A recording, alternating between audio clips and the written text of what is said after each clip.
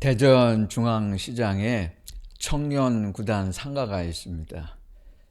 청년 창업자 20명을 모아서 거창하게 시작했습니다. 옥상 건물에 1억 원을 들여 초대형 냄비를 제작해 올려놓았습니다. 1년간 임대료를 면제해 주었습니다. 1년 후에도 16만 5천 원만 받았습니다. 청년들은 거절하고 성공에 자신만만해 했습니다.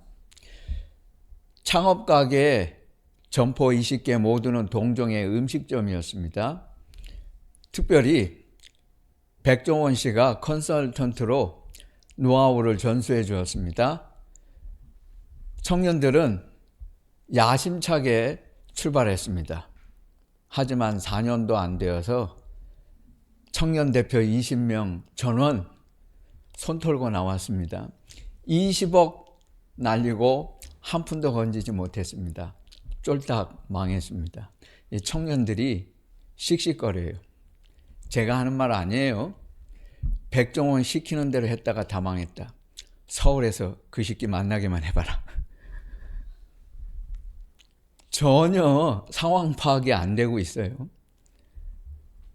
몰라도 너무 몰랐습니다. 대전 사람들에게 청년구단 상가는 외인구단 상가였습니다. 서로 어울리지 않았습니다. 29살이지만 내가 그래도 청년 사업가인데 5 시리즈나 E클래스 정도는 타줘야 하잖아. 세금도 보험료도 내준대. 월 100이면 되잖아. 내가 지난달에 300도 벌었는데 샀어요. 중고차. 한 달 행복했어요. 3개월이면 반드시 생기는 일이 있습니다. 타이어 바꿔야 돼. 미슐린은 비싸니까 차는 BMW E클래스인데 타이어는 넥센. 카드로 긁어서 바꿨어요. 6개월 지나면 생기는 일이 있습니다. 수입이 100으로 줄었어요. 항상 300 벌라는 법이 없어요. 그때가 되면 이상하게 경제가 나빠집니다. 꼭 그런 일이 생겨요. 지금까지 잘 벌었는데 장사가 안 된다든가 회사가 안 돌아가기 시작해. 반가운 엔진 경고등이 나옵니다. 수리비 400만 원. 돈 없으니까 400만 원 카드로 긁었어요. 고쳤어요. 1년 타면 12개월이면 이제 어김없이 보험료 갱신하라고 전화 걸려옵니다. 보험료 400만 원. 이때 또 빠지지 않고 같이 오는 게 있어요. 문자, 청년 카드론, 햇살론. 당연히 웰컴. 받아야지. 그 다음 달부터 청구서 쌓여요. 보험료, 타이어 결제 대금 밀린 거, 기름값에 수리비 안 되겠다. 차 팔아야지. 4천 주고 샀거든요. 은행에서 2천만 주겠대. 그러면 내 돈 2천만 원 주고 내 차 팔아야 돼. 내 차 파는데 내 돈 2천만 원 또 줘야 돼. 못 팔아. 원룸 앞에 세워두고 버스 타고 다닙니다. 카푸어. 청년 10명 중에 5명 이상 카푸어입니다. 저희 동네 앞에 무인 카페가 생겼어요. 은퇴 자금 다 털어가지고 무인 카페 만들었어요. 손님 상대하는 거 싫고 내가 이 나이에 회사에서 지금까지 간부로 있었는데 고객 상대하랴? 세상 편하잖아. 사람 안 만나고 무인 카페 하면. 차려놨거든요. 차려놨는데 청년들이 들어왔어요. 옆에 백다방 가서 2,000원짜리 커피 사가지고 와가지고 여기서 자기 무인 카페 전기에다가 코드 꽂아놓고 하루 8시간 노트북 열어놓고 영화 보고 노닥거리다가 가. 내가 전기값 내주게 생겼네. 그 다음날 아침에 아줌마들이 들어왔어요. 커피 사려나 보다 했더니 아줌마들이 옆에 24시간 편의점에 가서 컵라면 사와가지고 자기 애들 까먹어가지고 자기들끼리 수다 떨고 3시간 놀다 가. 내가 전기값 내주게 생겼네. 청소년 아이들 들어와가지고 밤새 놀다가 가. 과자는 다 옆에 슈퍼 가서 사와. 여기서 하나도 못 팔아. 3개월 뒤에 문 닫아버렸어요. 홍대 입구 이제 가끔 가는 일이 있는데 청년들이 헤어샵 하겠다 그래요. 이제 물어봤어요. 왜 하냐고. 한 달에 적어도 월 수입 1,000만 원, 평균 3,000만 원 벌 수 있습니다. 그런데 실제로 그 헤어샵 하고 있는 주인은 월 평균 지금 200만 원 벌고 있어요. 언제 문 닫아야 될지 모릅니다.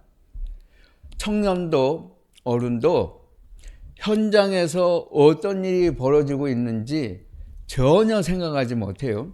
무개념, 아무것도 모르고 있습니다. 그리고 하겠다고 해요.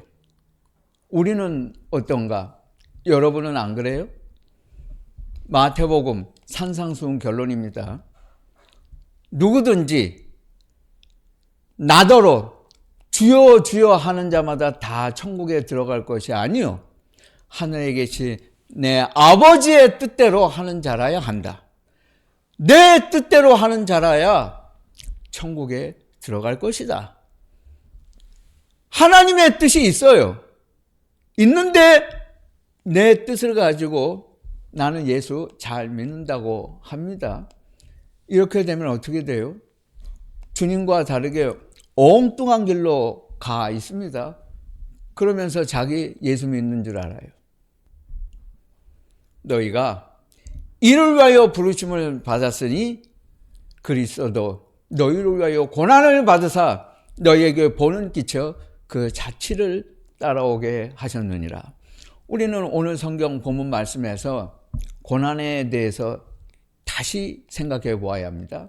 많은 기독교인들이 철저하게 잘못 알고 있습니다. 여러분은 고난하면 핍박받는 것만 생각하잖아요. 여러분은 핍박받을 일 없어요. 여러분 지금 교회 다닌다고 해서 누가 여러분 죽이겠다고 해요? 여러분 성경 읽는다고 해서 누가 총 쏴요? 여기 북한 아니잖아요. 여기 중국 아니에요. 여기가 지금 해교 국가예요. 여러분은 앞으로도 내가 예수 믿는다는 이유 한 가지로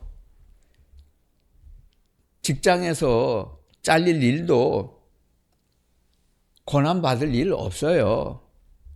그러면 이 성경은 어떤 말씀입니까? 나와 상관없어요.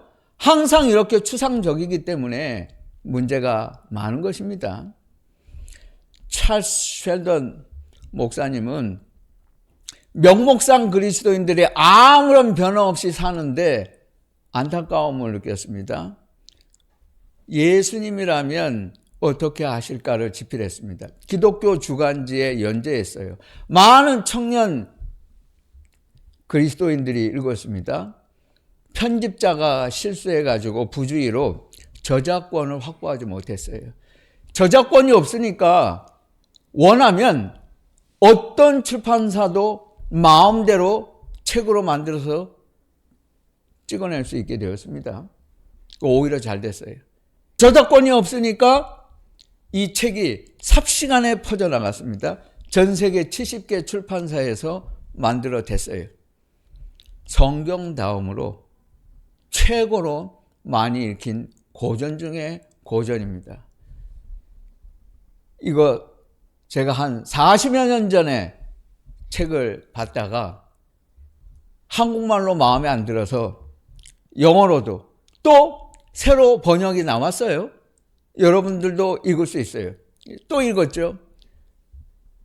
여러분이 예수 믿는다고 하면서 이 책 안 읽었다고 한다면 여러분 지금 오늘 반성하고 회개해야 돼요.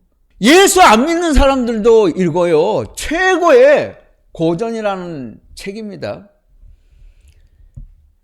제1교회 헨리 맥스웰 목사는 한 불청객이 가져다 준 충격과 파문에 휩싸였습니다. 너무나 컸어요. 주일 예배 시간에 한 사나이가 들어왔습니다. 10달 전에 일자리를 잃었습니다. 손으로 활자를 뽑아 조판하는 인쇄 식자가 생업이었습니다. 라이노타이프 자동 기계가 새로 개발되었습니다. 같은 처지에 있는 동료 5명 자살했습니다. 먹고 살 길이 없으니까. 다른 건 아는 게 없어요. 배운 것도 없습니다. 일자리를 찾으러 전국을 떠돌아 다녔습니다. 이럴 때 어떻게 해야 합니까? 아내는 4개월 전에 세상을 떠났습니다. 어린 딸아이는 친구 인쇄소 공집에 억지로 맡겨놓고 왔습니다. 일자리 구할 때까지만 참아달라고 했습니다. 이렇게 고통받고 있는 사람들이 많습니다. 그런데 교회 다니는 사람들이 좋은 옷 입고 음식 먹으면서 멀리 휴가 떠나고 여름마다 때 맞춰서 휴가 기다렸다가 휴가 떠나고 사치품에 돈 물수도 쓰고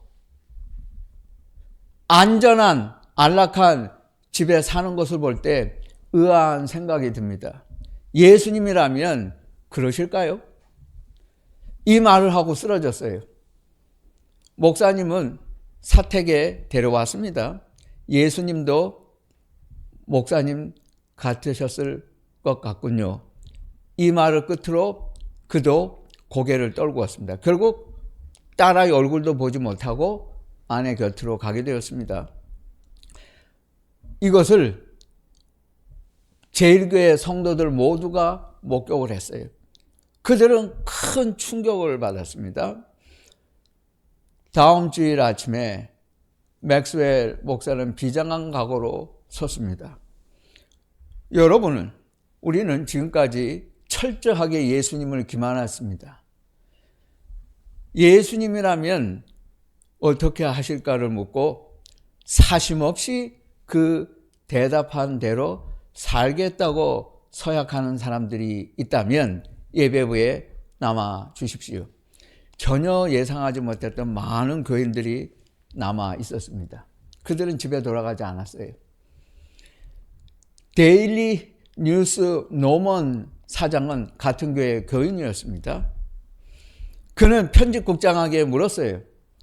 예수님이라면 우리 신문에 프로 권투기사, 위스키, 술, 담배 광고를 실으실까? 싫지 않겠네. 오늘부터 프로 권투기사 싫지 마라. 편집국장은 화를 냈습니다. 사회적인 관행과 인습에 맞춰 가야 합니다. 교회는 교회고 신앙은 신앙이고 일은 일입니다. 사장님 그렇게 하면 안 됩니다. 자네는 이렇게 하면 우리가 파산할 것이라고 생각하나? 예, 그렇습니다. 한 달도 채 못 가서 회사 문 닫습니다. 나는 그렇게 생각하지 않네. 오히려 더 크게 성공할 것이라고 믿네. 권투 기사를 싫지 않자 당장에 비난이 빗발쳤어요. 독자들이 편지를 보내왔습니다. 이제부터 구독하지 않겠습니다. 오늘 신문을 샀는데 기대했는데 프로 권투 기사가 없어요. 빠졌어요. 다른 신문을 사러 갑니다. 당장에 신문팔이 소년들이 문제가 생겼어요. 회사로 쳐들어왔어요. 이게 어떻게 되는 일입니까? 노먼 사장은 그 아이들을 세웠습니다. 그리고 이렇게 차분하게 말했어요. 얘들아, 오늘 팔지 못하고 남은 신문이 얼마나 되냐? 그거 내가 다 사줄게. 그러면 됐지. 소년들은 잠잠해졌습니다. 그 다음에 더 심각한 문제가 생겼습니다. 광고주들이 광고를 끊겠다고 했어요. 이제 우리가 읽을 거리도 없고, 아니 내가 지금까지 막대한 광고비를 줄여서 담배 광고 실으라고 했는데 그걸 빼? 그러면 내가 이 신문사에 광고비 줄 이유가 없죠. 다음 달부터 끊겠습니다. 수입이 절반으로 줄었어요. 회사는 한 달을 버티기가 어렵게 되었습니다. 그런데 그 다음 난관은 더 엄청났습니다. 이 데일리 뉴스 노먼 사장의 주 수입원은 1호판에 있었어요. 이게 주 수입이에요. 1호판에는 스포츠, 연예인 스캔들, 가십, 패션, 흥미로운 읽을거리들로 가득 차 있었습니다. 예수님이라면 성스러운 주일 아침에 이런 내용을 싣기 위해서 골몰하실까? 그는 아니라고 생각을 했습니다. 그래서 다시 편집국장을 불렀어요. 일요판도 없애자. 편집국장은 사표를 쓰겠다고 했어요. 이제 우리 회사 망합니다. 이 사장 돈 거 아니야? 이거 미친 거 아니야? 도대체 지난 주일 아침에 교회 가서 무슨 말씀을 들었길래 이 사람이 이렇게 획 돌았어? 이 사람 이런 사람 아니었는데? 그런데 이 편집국장이라고 하는 클라크도 교인이었습니다. 교인인데 이렇게 나와요. 노먼은 설득을 해서 1년만 더 두고 보자고 했습니다. 철도회사에 다니는 교인 파워스 소장이 있었습니다. 본사에서 자신에게 서류 봉투를 발신했어요. 무심코 뜯었어요. 내 책상 앞에 있으니까 읽어봤습니다. 이건 내가 아니고 화물수송 부장에게로 갈 서류였어요. 그래서 돌려보내려고 하다가 서류를 그만 손에서 너무 떨려서 떨어뜨리고 말았어요. 그 잠깐 사이에 도저히 내가 보아서는 안 될 사실을 알고 말았습니다. 자기 회사가 지금까지 지능적으로, 조직적으로 통상법을 위반한 범죄 행위를 저지르고 있다는 사실을 알게 되었어요. 예수님이라면 어떻게 하실까? 내가 이걸 고발하면 사직해야 되겠지? 그러면 당장 내 가정은 생계가 어려워지겠지? 우리 아이 대학 등록금 문제가 생기겠지? 모른 체 할까? 나와 무슨 상관인데? 일개 소장이 내가 뭘 할 수 있다고? 이 거대한 악과 내가 싸워서 내게 무슨 득이 있다고? 모른 체 할까? 그럴까? 아무것도 아닌데 나와 무슨 상관이야? 하지만 그는 계속해서 들리는 하나님의 음성에 양심이 찔려서 그럴 수 없었어요. 출세와 고위직으로 이제 막 승진할 수 있는 기회였지만 그는 포기하기로 결심했습니다. 회사에 사표를 내고 나왔습니다. 오페라 단장이 같은 교회 교인 레이첼에게 제안을 했습니다. 당신 목소리는 천부적입니다. 그 재능이라면 뮤지컬 주인공 될 수 있어요. 우리 오페라에 와서 당신이 일하면 20억 주겠습니다. 당장 우리와 계약하십시다. 레이첼은 생각을 했어요. 내가 어떻게 살아왔나 생각하면 현기증이 날 정도다. 우리가 살아온 거?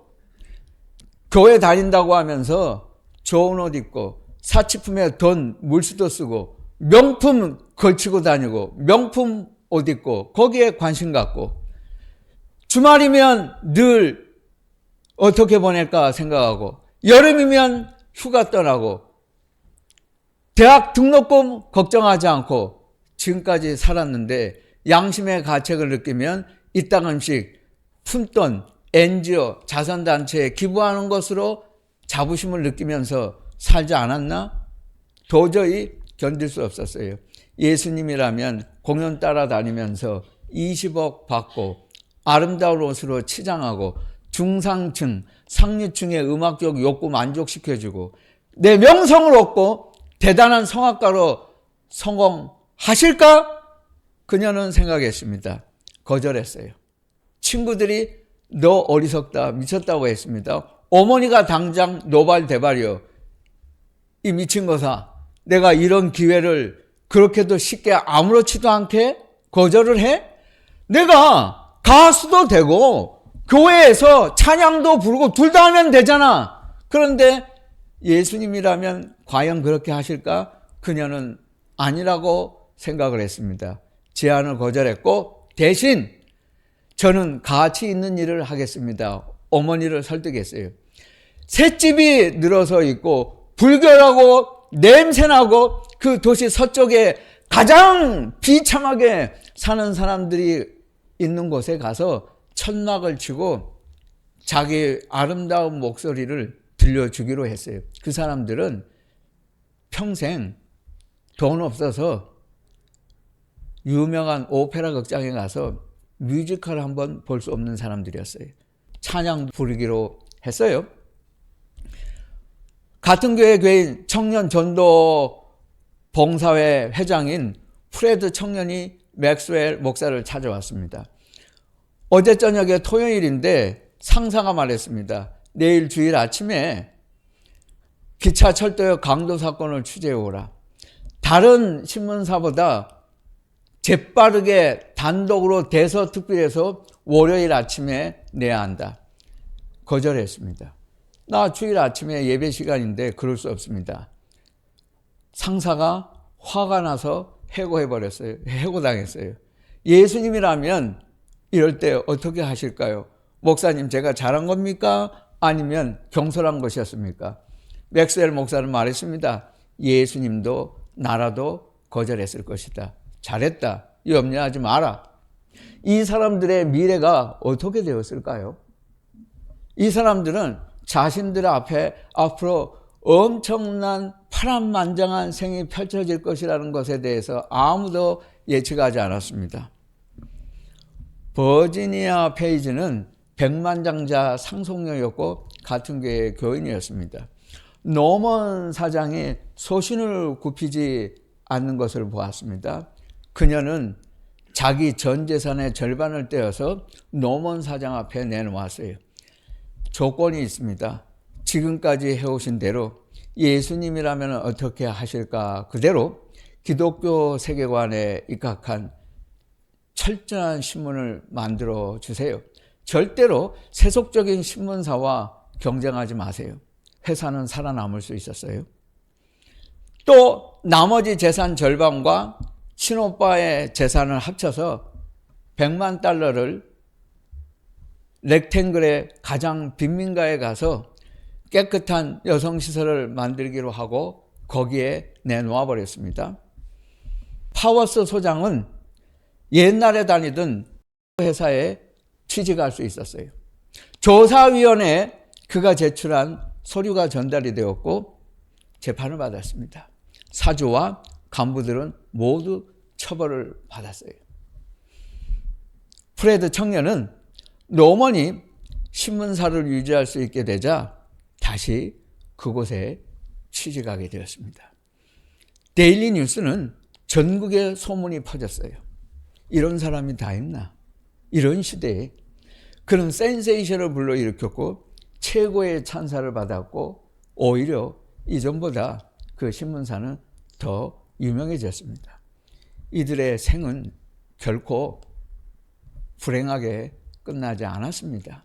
오히려 전보다 이들은 확신 있고 벅찬 소명으로 살아갈 수 있게 되었습니다. 여러분, 무슨 일을 하든 수지가 맞느냐를 묻지 마세요. 따지지 마세요. 예수님이라면 그러실까를 묻고 사심 없이 그 대답대로 살아가야 그리스도인이에요. 내가 예수를 믿었으면 입으로만 예배 시간에 찬송 부르지 말고 결과를 가지고 와요. 여러분이 오늘 예배를 마치고 돌아가면 일주일 동안 예수님이라면 어떻게 하실까? 그대로 내가 하고 그 결과를 가지고 와요. 그러지 않으면 여러분은 그리스도인들 아니에요. 저는 안 믿어요. 더 이상 사입이 그리스도인으로 살지 마세요. 언제까지 그렇게 예수를 믿으려고 합니까? 여러분, 부흥을 원해요? 여러분이 그렇게 살면 우리 교회는 부흥해요. 그걸 걱정하지 않아요. 고난은 이런 것이에요.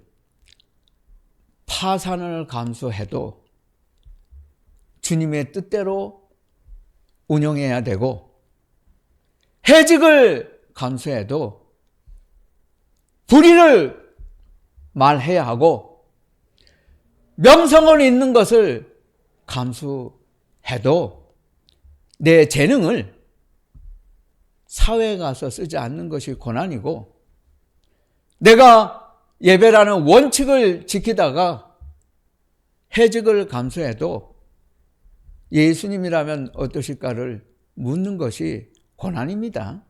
그것이 예수님의 뒤를 따라가는 것이에요. 음악대학을 나온 분인데 예수를 믿지 않는 분이었어요. 이분이 하는 말입니다. 노래 부를 기회가 없어요. 관현악단, 교향악단에서 불러주지 않습니다. 방송국에 출연시켜주지 않아요. 노래 부를 기회가 없잖아요. 가만히 보니까 교회 가면 노래 부를 수 있겠다 생각해서 교회 나와서 자기가 한번 불러보겠다고 했어요. 찬양하다가 예수님을 정말 영접하게 되었어요. 그래가지고는 이게 교회 밖에도 소문이 나서 이 사람 정말 훌륭한 성악가가 되고 찬양가가 됐습니다. 예수 안 믿던 사람이 예수 믿게 됐어요. 이런 것이 내가 살아간다는 건, 우리는 뉴스에서 사건, 사고를 들어요. 신문, 언론, 방송 믿으면 안 됩니다. 그 배우의 의미를 생각해야 돼요. 그리스도인은 이것만 가지고 안 돼요. 그것을 해석할 수 있는 능력이 있어야 하고, 영적으로 보아야 하고, 나는 어떻게 할 것인가를 생각하고 여기까지 도달해야 진정한 그리스도인입니다. 뉴포트 비치에 가봤더니 여름이면 1억짜리 보트가 수두룩하게 있습니다. 정박해 있어요. 그거 항상 타고 다니는 보트 아니에요. 10억짜리 배도 있어요. 서울 우리 교회 있는 여기 김포 사이 아라뱃길 현대 아울렛 앞에 요트 선착장이 있잖아요. 부럽다. 보기 좋다. 현상만 보는 사람은 미숙한 인간입니다.